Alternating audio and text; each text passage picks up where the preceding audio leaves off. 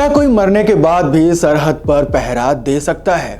जी हां, दे सकता है। यह सैनिक है भारतीय सेना के जवान रहे हरभजन सिंह। हरभजन सिंह एक ऐसे जवान हैं जिन्होंने मृत्यु के बाद भी अपनी नौकरी से इस्तीफा नहीं दिया है। वो मृत्यु के बाद भी पूरी ईमानदारी से अपनी ड्यूटी निभाते हैं। इतना ही नहीं, उन्हें बाकी सैनिकों की तरह सैलरी दी जाती है, 2 महीने की छुट्टी मिलती है, समय समय पर उन्हें प्रमोशन भी दिया जाता है और बाकी तमाम सुविधाएं भी दी जाती हैं। साल 1956 में हरभजन सिंह पंजाब रेजिमेंट में भर्ती हुए थे। साल 1965 के भारत पाकिस्तान जंग में उन्होंने अहम भूमिका निभाई थी। 4 अक्टूबर 1968 को वो पूर्वी सिक्किम के नथुल्ला दर्रे डोंगचुई तक खच्चरों के ग्रुप पर रसीद लेकर जा रहे थे। उसी वक्त उनका पैर फिसल गया और वो नदी में जा गिरे। उनका शरीर 2 किलोमीटर दूर चला गया।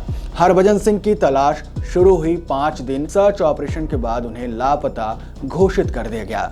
इसके बाद एक दिन उनके साथी सिपाही प्रीतम सिंह को एक सपना आया जिसमें हरभजन सिंह ने अपनी मौत की जानकारी दी और बताया कि उनका शव कहां पर है। सेना के अफसरों ने शुरू में इस पर यकीन नहीं किया, लेकिन बाद में कुछ अधिकारी प्रीतम सिंह की बताई गई जगह पर गए। वहां उन्हें हरभजन सिंह का मृत शरीर मिला। इसे देख सेना के सभी अफसर हैरान रह गए।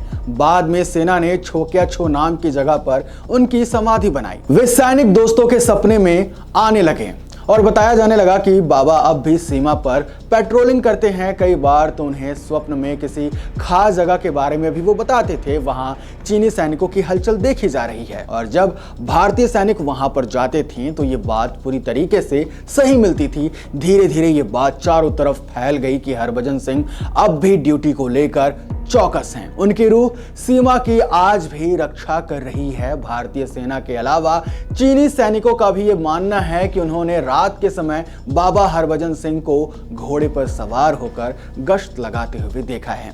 यही नहीं, उनकी याद में भारतीय सेना द्वारा एक मंदिर का निर्माण भी करवाया गया। भारतीय सेना ने बाबा के बंकर को एक मंदिर का रूप दे दिया है, जहां पर एक मेज, कुर्सी, कमलदान और एक छोटा सा बेड है। उसी बंकर में उनकी वर्दी टंगी रहती है।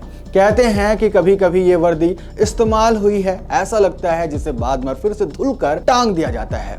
हर दिन उनके जूते पॉलिश होते हैं। सिपाहियों का कहना है कि रोज उनके जूतों पर कीचड़ लगा हुआ होता है और उनके बिस्तर पर सिलवटें होती हैं।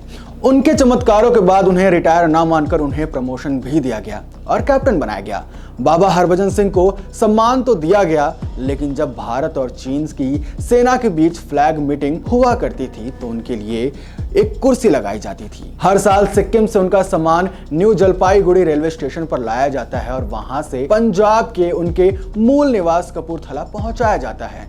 15 दिन के छुट्टे के बाद फिर उन्हें सम्मान के साथ सिक्किम लाया जाता है। इस तरह से उन्हें अभूतपूर्व सम्मान दिया गया है।